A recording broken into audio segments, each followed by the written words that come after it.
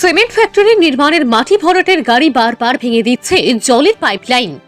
হেলারা rail station সংলগ্ন কুরকুরি পাটওয়ান এলাকায় পানীয় জলের জন্য হাহাকার। সিমেন্ট ফ্যাক্টরি যাওয়ার আপনারা কি তা বুঝলেন কেন আপনার অসুবিধা হইব না বলে পরে ভবিষ্যতে? বর্তমানে আমরা অসুবিধা মরি যে আর ভবিষ্যতের মাছ পান। অত্যন্ত সুকৌশলে জনবহুল অঞ্চল হিলারা রেল স্টেশন সংলগ্ন স্থানে সিমেন্ট ফ্যাক্টরি স্থাপনের কাজ অগ্রসর হতে চলেছে। পরিবেশ প্রদূষণের বিষয়কে আড়াল করতে কৌশলে তথাকথিত প্রভাবশালী ব্যক্তিদের বিভিন্ন লোভ দেখিয়ে বাগে আনতে সক্ষম হয়েছে ঔদ্যোগিক প্রতিষ্ঠানের কর্মকর্তারা।